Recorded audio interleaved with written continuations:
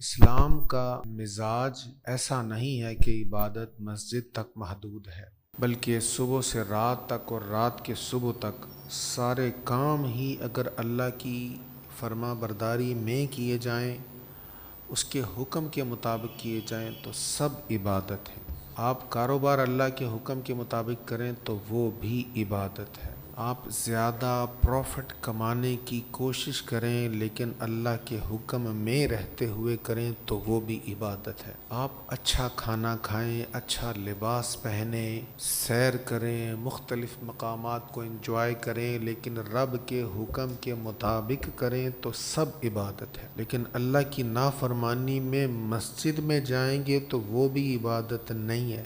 تو یہ جو یورپ سے ہمیں ایک تصور زبردستی ٹھونسا جاتا ہے سیکولرزم کا، سیکولرزم اسلام سے متصادم اسی وجہ سے ہے کہ وہ کہتے ہیں کہ بھئی عبادت جو ہے وہ عبادت خانوں تک محدود رکھو اور اپنے عبادت خانے میں جو چاہو عبادت کرو، باہر آ کر تم نے ہمارے نظام کے مطابق زندگی گزارنی ہے۔ ہم اگر کہیں کہ سود کے مطابق کام کرو تو اسی طرح کریں۔ ہم جن جن چیزوں میں کہیں کہ یورپ یہ چاہتا ہے، دنیا یہ چاہتی ہے، تو اس کے مطابق تم کرتے جاؤ تو ہم تمہیں قرض بھی دیں گے، ہم تمہارے ساتھ ڈیل بھی کریں گے، ہم تمہیں بلیک لسٹ بھی نہیں کریں گے، گرے لسٹ میں بھی نہیں ڈالیں گے، یہ بھی نہیں کریں گے، وہ بھی نہیں کریں گے، فیٹ آف کی شرائط بھی نہیں لگائیں گے۔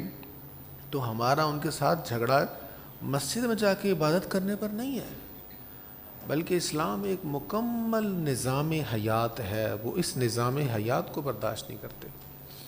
تو اللہ تعالیٰ نے ہمیں پیدا ہی اس لیے کیا ہے کہ ہم ساری زندگی اس کی فرما برداری میں گزاریں۔ اگر ہم ایسا کریں گے تو پھر جیسا ہم پڑھ چکے ہیں، قُلْ إِنَّ صَلَاتِي وَنُسُكِي وَمَحْيَايَ وَمَمَاتِي لِلَّهِ رَبِّ الْعَالَمِينَ، آپ کہتے ہیں میری نماز، میری قربانی، یہاں تک کہ میرا جینا، میرا مرنا سب اللہ کے لیے۔ اس سے آگے سورۃ الطور ہے اور اس میں ارشاد ہے، اور ایمان والوں کو اور ان کی اس اولاد کو جس نے ایمان لانے میں ان کی پیروی کی، ہم ان کی اس اولاد کو بھی ان کے ساتھ ملا دیں گے۔ لوگ کہتے ہیں کہ بھئی باپ جیسا بھی ہو، اولاد کا اپنا عمل ہے، باپ کا اپنا عمل ہے، کوئی کسی کا بھی بیٹا ہو، اس کو اچھے باپ کا کوئی فائدہ نہیں۔ نوح علیہ السلام کے بیٹے کو بھی فائدہ نہیں ہوا تھا، کافر تھا نا ان کا بیٹا، تو کفر پر ہی رہا۔ اب ظاہرہ باپ اللہ کا نبی ہے، رسول ہے، تو بیٹے کو اپنے عظیم باپ کا فائدہ تو نہیں ہوا۔ تو مطلقاً یہ کہنا کہ اولاد کو باپ کا فائدہ نہیں، یہ غلط بات ہے۔ اگرچہ نوح علیہ السلام کے بیٹے کو اپنے عظیم باپ کی عظیم نسبت کا فائدہ نہیں ہوا، لیکن یہاں سورہ طور میں آیت نمبر 21، یہ آیت نمبر 21 یہاں پر فرما رہا ہے کہ وہ ایمان والے جو اللہ کے پیارے ہیں، جنہوں نے اللہ کو راضی کیا، ان کو اللہ جنت کے اونچے درجے عطا فرمائے گا، اور ان کی وہ اولاد جو ان کے درجے کی تو نہیں ہے لیکن ہے وہ بھی ایمان والی، ان کے اعمال اس طرح کے نہیں ہیں کہ ان کو اس درجے میں رکھا جائے، لیکن اللہ تعالیٰ اس ایمان والے کی وجہ سے اس کی اولاد کو بھی یہاں سے اٹھائے گا، وہ بلندی پر ان کے ساتھ پہنچا دے گا۔ اب اس سے دونوں آیتوں کو دیکھیں گے نا، دونوں مقامات کو، پھر صحیح مسئلہ سمجھ میں آئے گا۔ اب مسئلہ کیا سمجھ میں آیا؟ اگر اولاد بھی صاحب ایمان ہو تو باپ نیک ہوگا، صالح ہوگا، ولی کامل ہوگا، تو پھر اولاد کو اس باپ کے مقام کا فائدہ ملے گا، اس کو ریلیف ملے گا۔ جیسا ہم پڑھ چکے ہیں سورہ کہف میں کہ خضر علیہ السلام نے جب دیوار سیدھی کی تھی تو اس کی وجہ کیا بتائی تھی؟ وَكَانَ أَبُوهُمَا صَالِحًا، ان کا باپ نیک آدمی تھا، اس وجہ سے میں نے اس کے بیٹوں کے ساتھ یہ نیکی کی ہے۔ تو اگر باپ نیک ہو، اولاد بھی صاحب ایمان ہو، تو اولاد کو باپ کے عمل کا فائدہ ملتا ہے، اور اگر اولاد صاحب ایمان نہ ہو، باپ نبی ہی کیوں نہ ہو، تو پھر اولاد کو فائدہ نہیں ملتا۔ اس سے آگے سورۃ النجم ہے۔ نبی پاک علیہ السلام کے سفر معراج کا ذکر جو مسجد حرام سے مسجد اقصیٰ تک تھا، اس کا ذکر 15ویں پارے کی پہلی آیت میں ہے۔ لیکن حضور علیہ الصلوۃ والسلام کے وہاں سے مسجد اقصیٰ سے آگے معراج کا ذکر یہاں سورۃ النجم 27ویں پارہ میں ہے۔ اب یہاں پر کتنا قرب اللہ تعالیٰ نے عطا فرمایا، فرمایا فَكَانَ قَابَ قَوْسَيْنِ أَوْ أَدْنَىٰ۔ دو قوس کمان کو کہتے ہیں، دو کمانیں مل جائیں، جتنا قریب ہو جائیں۔ یہ ایک کمان ہے، کمان سی کی طرح ہوتی ہے، آپ نے دیکھی ہوگی تیر کمان، ایسے تیر چڑھا کے چلایا جاتا ہے، تو کمان اس طرح سی کی طرح ہوتی، تو دو کمانوں کو ملائیں تو دو سی مل جائیں گے تو او بن جائے گا نا، ایک ملنا یہ ہے۔ فرمایا دو کمانیں جتنا قریب ہو کر مل جاتی ہیں، اس سے زیادہ قرب اللہ نے مصطفیٰ کو عطا فرمایا۔ فَكَانَ قَابَ قَوْسَيْن، کمانوں کی طرح قریب ہوا، او ادنا، یا اس سے بھی زیادہ قریب ہوا۔ اتنی زیادہ قربت اللہ تعالیٰ نے اپنے محبوب علیہ الصلوۃ والسلام کو عطا فرمائی۔ پھر اللہ نے اپنے مقدس بندہ کی طرف وحی فرمائی، جو بھی فرمائی، آپ کے قلب نے اس کی تکذیب نہ کی جو آپ کی آنکھوں نے دیکھا۔ جب آنکھوں نے دیدار الہی کیا تو دل نے بھی کہا ہاں یہ وہی جلوہ ہے، یہ وہی دیدار ہے، یہ وہی نظارہ ہے۔ کیا مطلب؟ کہ سرکار کریم علیہ السلام اس جلوے کو خواب میں پہلے بھی دیکھ چکے تھے، پہلے بھی وہ نظارہ ہو چکا تھا، اس لیے جب آنکھوں نے دیکھا تو دل نے کہا ہاں ہاں یہ تو وہی نظارہ ہے، یہ تو وہی جلوہ ہے۔ اچھا پھر کیسا قرب ہوا؟ اس دیکھنے کو اللہ تعالیٰ بیان کر رہا ہے کہ میرے محبوب نے کیسا دیکھا۔ دیکھیں ہم جب حسین منظر کو دیکھتے ہیں نا تو ہم منظر کی تعریف کرتے ہیں، دیکھنے والا جو حسین منظر دیکھتا وہ اس کی تعریف کرتا، میں نے یہ بھی دیکھا، یہ بھی کیا خوبصورت منظر تھا، کیا حسین منظر تھا۔ اب یہاں منظر جو ہے وہ ذات باری تعالیٰ ہے، حضور تعریف نہیں کر رہے، حضور نے تو تعریف کی تھی آ کر، لیکن اس واقعہ کو بیان کرتے ہوئے اللہ تعالیٰ جو منظر ہے جس کو دیکھا گیا وہ خود کہہ رہا ہے ما زاغ البصر وما طغی، نظر نہ کج ہوئی نہ بہکی، میرا جو نظارہ ہے وہ تو عالی ہے ہی، پر میرے محبوب نے جو مجھے دیکھا وہ دیکھنا بھی بڑا شاندار تھا۔ ما زاغ البصر وما طغی، یہ حضور کے دیکھنے کی یہاں رب کریم تعریف فرما رہا ہے۔ اس سے آگے سورۃ القمر ہے۔ اچھا سورۃ القمر سے پہلے سورۃ النجم کی آخری آیات ہے، یہ بڑا اہم مقام ہے۔ اللہ تعالیٰ فرما رہا ہے ازفت الازفہ لیس لہا من دون اللہ کاشفہ، قریب آنے والی قریب آ چکی ہے، یعنی قیامت۔ اب اور کسی نبی نے نہیں آنا، اب قیامت قریب ہے، وہ آئے گی۔ افمن ھذا الحدیث تعجبون، تو کیا تم اس کلام پر تعجب کرتے ہو، تمہیں یقین نہیں ہے؟ کفار کو کہا جا رہا تم مذاق اڑاتے ہو قیامت کا، وہ جی آپ کہہ رہے تھے قیامت آنی، وہ کہاں رہ گئی جی، آئی نہیں ابھی تک۔ اللہ فرما رہا تمہیں تعجب ہوتا ہے، تم مذاق اڑاتے ہو۔ وَتَضْحَكُونَ وَلَا تَبْكُونَ، اور تم ہنستے ہو اور روتے نہیں ہو۔ وَأَنْتُمْ سَامِدُونَ، اور تم کھیل کود میں پڑے ہوئے ہو۔ اللہ اکبر۔ حضرت سیدنا ابو ہریرہ رضی اللہ عنہ بیان کرتے ہیں جب یہ آیت نازل ہوئی نا تو اہل صفہ نے کہا، یعنی صفہ وہ حضور کے جو اسٹوڈنٹس صحابہ کرام تھے، انہوں نے کہا انا للہ و انا الیہ راجعون وتضحکون ولا تبکون، تم ہنستے ہو روتے نہیں ہو، تمہیں کوئی خوف نہیں ہے قیامت آنے والی ہے۔ صحابہ کرام رونے لگ گئے، ان کی آنکھوں سے ان کے چہرے پر آنسو بہنے لگے۔ نبی کریم علیہ الصلوۃ والسلام نے ان کو روتے ہوئے دیکھا تو حضور کی آنکھوں سے بھی آنسو جاری ہو گئے۔ اللہ اکبر۔ اب جب انہوں نے حضور کو روتے ہوئے دیکھا تو وہ اور رونے لگے۔ اللہ اکبر اللہ اکبر۔ نبی پاک صلی اللہ تعالی علیہ وآلہ وسلم نے رونے کی وجہ پوچھی، کیوں روئے ہو؟ تب نبی کریم صلی اللہ تعالی علیہ وآلہ وسلم نے ارشاد فرمایا، کہتے ہیں کہ جب حضور رہے تو حضور کے رونے کی وجہ سے ہم پھر اور روئے۔ تب نبی صلی اللہ علیہ وسلم نے ارشاد فرمایا، جو شخص خوف خدا سے رویا وہ کبھی دوزخ میں داخل نہیں ہوگا، اور جو اللہ تعالیٰ کی نافرمانی پر مصر رہا، ضد کرتا رہا، جرم کرتا رہا، نہیں باز آیا، فرمایا وہ کبھی جنت میں داخل نہیں ہوگا۔ اللہ ہمیں گناہوں کی عادتیں چھوڑنے کی توفیق عطا فرمائے۔ اس سے آگے سورۃ القمر ہے۔ قمر کہتے ہیں 14ویں کے چاند کو، مون جو مکمل چاند ہوتا ہے، جیسے پہلی رات کے چاند کو کریسنٹ کہتے ہیں تو عربی میں اس کو ہلال کہتے ہیں، اور مکمل چاند جو ہوتا ہے اس کو قمر بھی کہتے ہیں، بدر بھی کہتے ہیں۔ تو اللہ تعالیٰ یہاں سورہ قمر میں قمر کا ذکر فرما رہا ہے، چاند کا ذکر فرما رہا ہے، فرمایا قیامت قریب آ گئی اور چاند 2 ٹکڑے ہو گیا۔ امام بخاری نے لکھا، کثیر محدثین نے لکھا کہ نبی کریم علیہ الصلوۃ والسلام سے جب مشرکین مکہ نے کہا نا ہمیں ہماری ڈیمانڈ کے مطابق معجزہ دکھائیں، فرمایا کیا دیکھنا ہے؟ کہا چاند 2 ٹکڑے کر دیں۔ حضور نے اشارہ کیا، چاند 2 ٹکڑے ہو گیا۔ کہتے 2 ٹکڑوں کے درمیان ہم نے ہیرا والی پہاڑی کو دیکھا، تو چاند 2 ٹکڑے ہو گیا، ایک سمت میں ہو گیا، دوسرا دوسری سمت میں ہو گیا، یہاں تک کہ وہ مسافر جو قرب و جوار کا سفر تھا جن کا، وہ جب اس رات کو سفر کر رہے تھے انہوں نے بھی آ کر تصدیق کی، ہم نے چاند کو 2 ٹکڑے ہوتے دیکھا ہے۔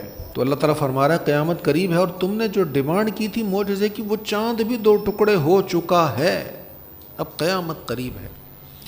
سورج الٹے پاؤں پلٹے چاند اشارے سے ہو چاک، اندھ منکر دیکھ لے قدرت رسول اللہ کی۔ اللہ نے محبوب کو کیا طاقت عطا فرمائی کہ آپ دعا مانگیں تو ڈوبا سورج پلٹ آتا ہے، انگلی سے اشارہ کریں تو چاند 2 ٹکڑے ہو جاتا ہے۔ اس کے بعد سورۃ الرحمن ہے، ارشاد ہے رحمان نے اپنے رسول مکرم کو قرآن کی تعلیم دی، انسان کامل کو پیدا کیا اور ان کو ہر چیز کے بیان کی تعلیم دی۔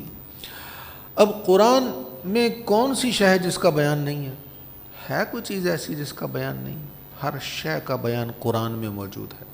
میں نے جس استاد سے پڑھا ہے اس کا پڑھانا اور ہے، لیکن میرے استاد نے جس سے پڑھا وہ اس سے بھی بڑا استاد ہے۔ ان کا استاد حضرت علامہ عطا محمد بندیالوی رحمۃ اللہ علیہ، وہ استاد ہیں، استاذ الکل جنہیں کہا جاتا ہے۔ اچھا ان کے استاد ان سے بڑے، ان کے استاد اس سے بڑے ہیں۔ اچھا جس نے حضور سیدی اعلیٰ حضرت سے پڑھا اس کے علم کا کیا عالم ہوگا؟ جس نے امام اعظم ابو حنیفہ سے پڑھا اس کے علم کا کیا عالم ہوگا؟ جس نے مولا علی سے پڑھا اس کے علم کا کیا عالم ہوگا؟ جس نے تاجدار صداقت سے پڑھا اس کا کیا علم ہوگا؟ اور جس نے امام الانبیاء سے پڑھا، اللہ کے حبیب سے پڑھا، اس کے علم میں کوئی کمی ہوگی؟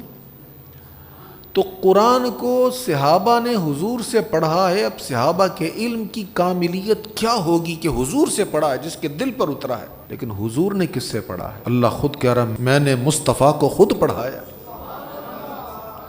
تو جب پڑھانے والا رحمان ہو، پڑھنے والا رحمان کا حبیب ہو، تو پھر کیا کوئی کمی رہ جائے گی؟ اس لیے کریم آقا صلی اللہ علیہ وسلم کو قرآن رب کریم نے خود پڑھایا ہے۔ اس لیے علم مصطفیٰ کے معاملے میں کچھ لوگ پتہ نہیں کیوں تنگ نظری کا اظہار کرتے ہیں کہ یہ بھی نہیں پتہ، یہ بھی نہیں پتہ، یہ بھی نہیں جانتے، وہ بھی نہیں جانتے، ایسا بھی نہیں ہے، ویسا بھی نہیں ہے، دیوار کے پیچھے بھی کیا ہے وہ بھی خبر نہیں۔ بھائی اس طرح لمبی چوڑی باتیں نہیں کرنی چاہیے۔ اسی آیت کو پڑھ لیں، الرحمن علم القرآن، اللہ فرما رہا ہے رحمان نے، رب نے خود مصطفیٰ کو قرآن پڑھایا ہے۔ اللہ اکبر۔ اس سے آگے اگلے رکوع میں ارشاد ہے، وہ پہلے بھی آپ نے سنا، وَلِمَنْ خَافَ مَقَامَ رَبِّهِ جَنَّتَانِ، اور جو اپنے رب کے سامنے حاضر ہونے سے ڈرتا ہو اس کے لیے 2 جنتیں۔ خاص طور پر وہ انسان جو گناہ کرنے پر قادر ہو، جس کا اختیار ہو، جو کر سکتا ہو گناہ، وہ رک جائے اللہ کے خوف کی وجہ سے، لوگوں کے خوف کی وجہ سے نہیں کہ لوگ کیا کہیں گے، اللہ کے خوف کی وجہ سے۔ اللہ فرماتا ہے میں اس کے لیے 2 جنت رکھتا ہوں، 2 جنتیں اس کو عطا فرماؤں گا۔ اس سے آگے سورۃ الواقعہ ہے، واقعہ سے مراد قیامت کا واقعہ ہے، قیامت کو واقعہ کہا گیا۔ اور یہاں پر اللہ تعالیٰ نے بیان فرمایا کچھ لوگ دائیں طرف والے ہوں گے، کچھ بائیں طرف والے ہوں گے۔ دائیں طرف والے بڑے خوش قسمت ہوں گے اور بائیں طرف والے دوزخ میں جانے والے ہوں گے۔ اللہ تعالیٰ ہمیں دائیں طرف والا کرتے ہیں، جن کے نامہ اعمال دائیں ہاتھ میں ہوں گے ان کا حساب آسان ہوگا، وہ جنت میں جائیں گے، اور جن کا نامہ اعمال بائیں ہاتھ میں ہوگا حساب بڑا سخت ہوگا اور ٹھکانہ دوزخ ہوگا۔ اللہ۔ پھر یہاں پر ایک تو دائیں بائیں ہاتھ والے کہا، ایک سبقت لینے والے کہا کہ کامیاب وہ ہو گئے جو سبقت لینے والے۔ سبقت لینے والوں کے بارے میں پہلے ہی بیان ہوا کہ نیکی کے کام میں آگے بڑھنے والے، بہت سارے کام ایسے ہوتے ہیں کوئی بھی نہیں کر رہا ہوتا، کسی کا بھی ادھر دھیان نہیں ہوتا، ذوق نہیں ہوتا، تو جو پہل اس میں شامل ہو جائے نا، اس کو ثواب زیادہ ہوتا ہے۔ وہ بندہ جس کو دیکھ کر اور لوگ شامل ہوں، اس کا اجر بہت زیادہ ہوتا ہے۔ مجھے یاد ہے جب ہم نے درس قرآن یہ سٹارٹ کیا تھا نا، تو اکثر لوگ کہتے تھے بھئی کسی نے نہیں بیٹھنا، تو جب وہ اس وقت 5-10 منٹ کا درس ہوتا تھا تو لوگ بیٹھنا شروع ہو گئے، تھوڑا تھوڑا بیٹھ جاتے تھے۔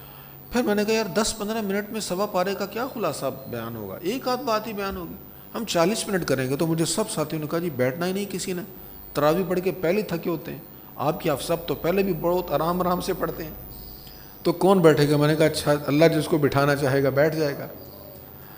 تو اللہ کی توفیق سے آپ احباب بیٹھے، میں بہت قدر کی نگاہ سے آپ کو دیکھتا ہوں، آپ جو وقت نکالتے ہیں، یہ معمولی بات نہیں، تھکے ہوئے ہوتے ہیں، تراویح پڑھی ہوتی ہے، کسی کی پنڈلی میں درد ہے، لیکن قرآن کے لیے بیٹھ جاتے ہیں۔